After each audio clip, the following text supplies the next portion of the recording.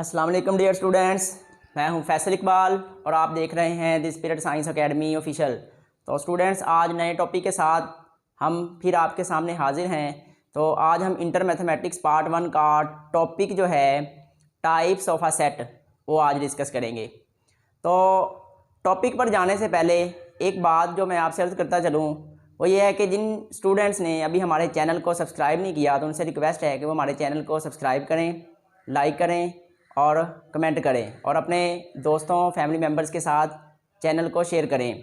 तो चलते हैं अपने टॉपिक की तरफ।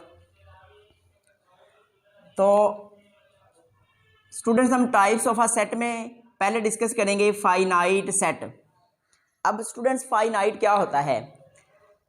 फाइनाइट का मतलब है कि वो तमाम चीज़ें जिनको हम काउंट कर सकें, जिनको हम गिन सकें, उनको हम फाइनाइट कहते हैं। मिसाल के तौर पर हम अपने घर के अंदर जो फ़ैन हैं, पंखे लगे हुए हैं, उनको गिन सकते हैं। हमारे घर के अंदर जो टेबल्स हैं, चेयर्स हैं, हम उनको गिन सकते हैं। इसी तरह हम अपनी क्लास के अंदर जो स्टूडेंट्स हैं उनको भी काउंट कर सकते हैं और हम अपने कॉलेज के जो स्टाफ मेंबर्स हैं उनको काउंट कर सकते हैं। तो ऐसी वो तमाम चीज़ें जिनको हम काउंट कर सकें तो स्टूडेंट्स हम उनको फाइनाइट कहते हैं। तो जब हम सेट को डिस्कस कर रहे होंगे तो हम कहेंगे वो तमाम चीज़ें जिनको हम गिन सकें वो फाइनाइट हैं, तो हम उनको बोलेंगे फाइनाइट सेट। तो स्टेटमेंट पहले कर लेते हैं discuss. A set having a countable number of elements. अब countable number of elements in it, ऐसा सेट जिस तादाद है वो काउंटेबल हो, वो गिनी जा सकती हो, is called a finite set. हम उसको फाइनाइट सेट कहते हैं। मिसाल के तौर पर एक सेट है, उसके अंदर एलिमेंट्स हैं AEIOU, तो 1 2 3 4 5।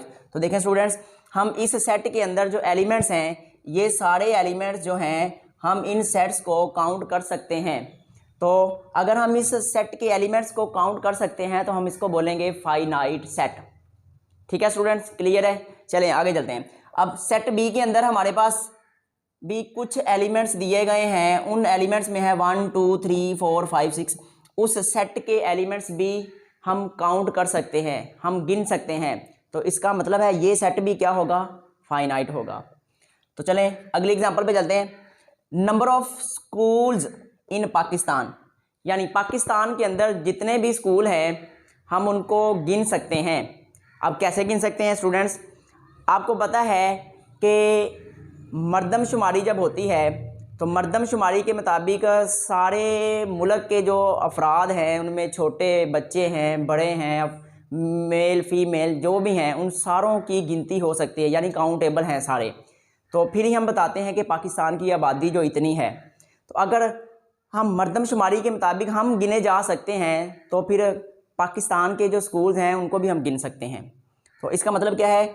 ये भी क्या है? एक फाइनाइट सेट है। और number of students in your class, आपकी क्लास के अंदर जो तालिब इल्म हैं, जो स्टूडेंट्स हैं, उनको हम गिन सकते हैं। तो इसका मतलब है वो भी फाइनाइट सेट बनाएगा। तो उम्मीद करता हूँ स्टूडेंट्स ये जो फाइनाइट सेट है इसकी आपको समझ आ गई होगी। तो इस जैसी ढेरों एग्जांपल्स आपकी बुक में हैं, तो आप इस कॉन्सेप्ट की मदद से बाकी सारी एग्जांपल सॉल्व कर सकते हैं।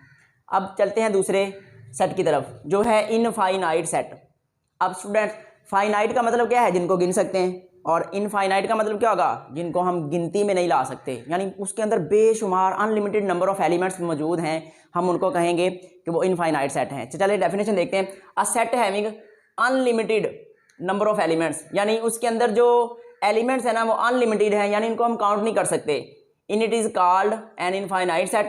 मिसाल के तौर पर n एक नेचुरल नंबर का सेट है और नेचुरल नंबर के सेट के अंदर जो एलिमेंट्स हैं वो 1 से शुरू होते हैं और अप टू सोन चलते जाते हैं। इसकी कोई एंड पॉइंट नहीं है, इसकी लिमिट नहीं है कोई। तो इसका मतलब है ये सेट कौन सा है? ये सेट हमारे पास होगा इनफाइनाइट सेट। और फिर W जो है, W इसको हम होल नंबर का सेट कहते हैं और होल नंबर के सेट में 0 से लेके अप टू सोन सारे एलिमेंट्स पड़े होते हैं। इसकी भी कोई बाउंड्री नहीं है, एंड पॉइंट नहीं है, तो हम इसको भी कहेंगे कि ये हमारे पास इनफाइनाइट सेट है। इसी तरह R जो है इसको रियल नंबर का सेट कहते हैं और रियल नंबर के सेट में बी बेशुमार एलिमेंट्स हैं, हम उनको काउंट नहीं कर सकते, तो हम इसको कहेंगे कि ये इनफाइनाइट सेट है। इसी तरह रैशनल नंबर क्यू जो है वो रैशनल नंबर का सेट है बिटवीन 2 और 3। अगर हमें बोला जाए कि 2 और 3 के दरमियान बताएं कि कितने हमारे पास एलिमेंट्स हैं, तो 2 और 3 के दरमियान बेशुमार एलिमेंट्स हैं। आप याद करें, जब मैंने चैप्टर नंबर 1 करवाया था तो मैंने आपको की पॉइंट बताया था, वो ये था कि there exist an infinite number of rationals between 2 rational number. 2 rational numbers के दरमियान इन्फिनिट मैनी रैशनल नंबर्स मौजूद होते हैं। अगर इन्फिनिट होते हैं तो इसका मतलब है ये क्यू जो सेट है ये भी इनफाइनाइट सेट है। और set of stars in universe, हमारी जो कायनात है, इस सारी की सारी कायनात के अंदर बेशुमार सितारे हैं, तो हम उनको काउंट नहीं कर सकते, तो इसका मतलब है ये सेट भी एक इनफाइनाइट सेट होगा। तो अब हमारे पास आ जाता है सिंगल्टन सेट। सिंगल्टन सेट का बेसिकली निकला है सिंगल। तो सिंगल का मतलब क्या होता है? एक। तो ऐसा सेट जिसके अंदर सिर्फ और सिर्फ एक ही एलिमेंट होगा, हम उसको सिंगल्टन सेट बोलेंगे।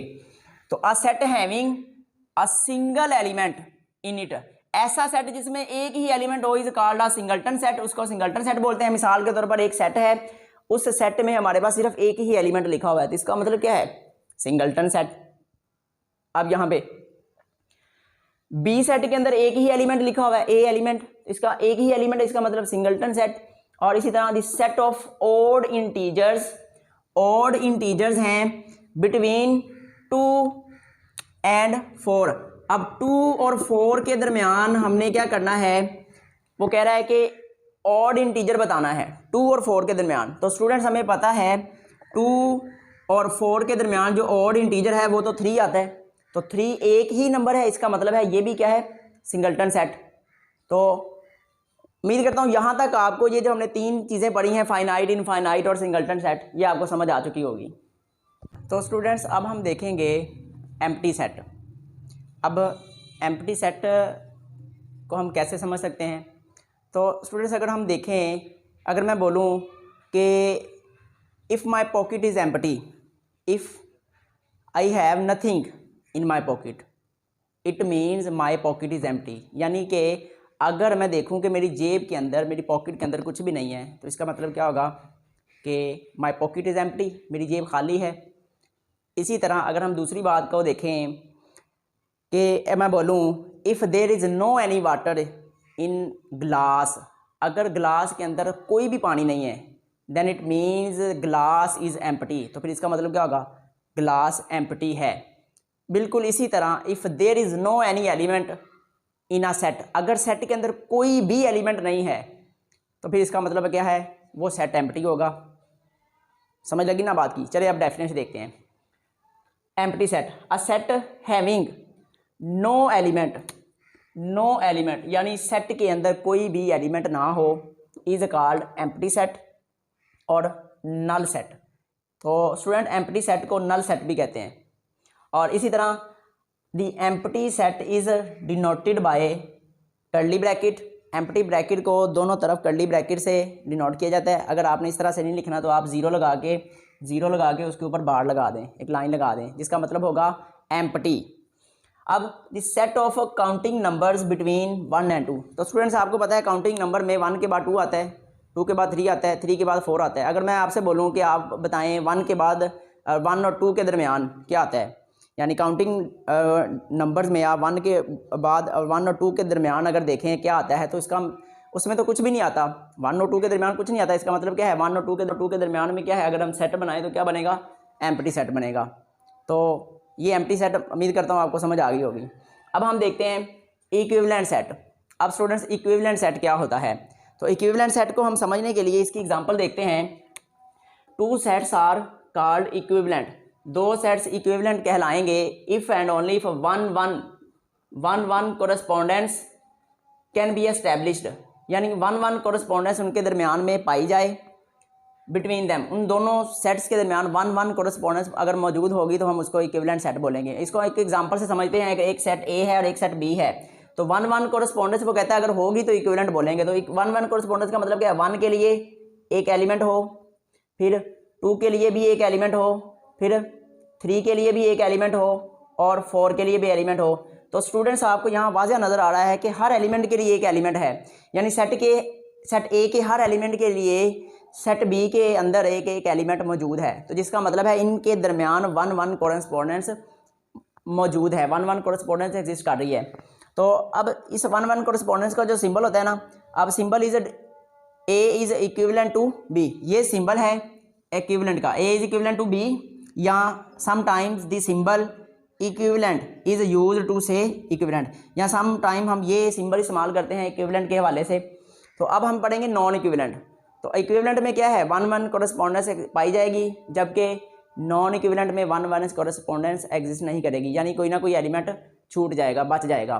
तो अब स्टूडेंट्स, अब यहाँ पे है non equivalent set, 2 sets are called non equivalent set if 1-1 correspondence can not be established, 1-1 correspondence establish ना हो सके between them. Suppose we have a set A and B.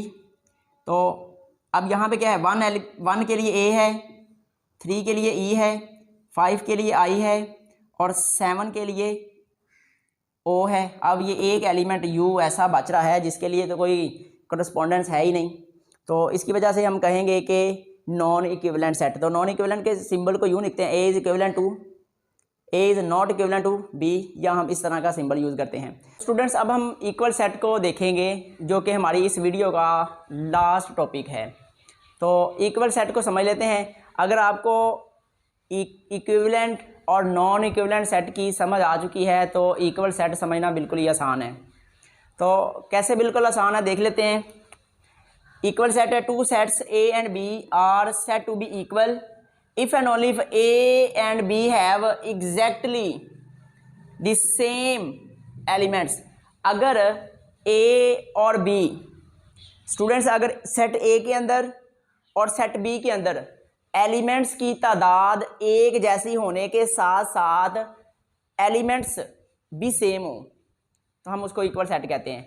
Equivalent set में क्या पढ़ा था, एलिमेंट्स की कोरेस्पोंडेंस होनी चाहिए, एक सेट का एलिमेंट दूसरे सेट के एलिमेंट के साथ कोरेस्पोंड करना चाहिए, तो उसको हम इक्विवेलेंट कह देते हैं। जबकि इक्वल में थोड़ा सा फ़र्क ये है, माइनर सा फ़र्क है, जो कि एलिमेंट्स तो एक जैसे होने चाहिए, एलिमेंट्स की तादाद तो एक जैसी होनी चाहिए, पर एलिमेंट्स खुद भी एक दूसरे के बराबर होने चाहिए, तो हम उसको इक्वल सेट बोलते हैं। मिसाल के तौर पर अगर सेट ए है उसमें 1 2 3 4 5 एलिमेंट्स हैं और सेट बी है उसमें 3 4 5 और 1 2, तो देखिए जैसे एलिमेंट सेट ए के अंदर है वैसे ही सेम एलिमेंट सेट बी के अंदर भी हैं, तो हम इसको बोलेंगे कि ये इक्वल सेट है।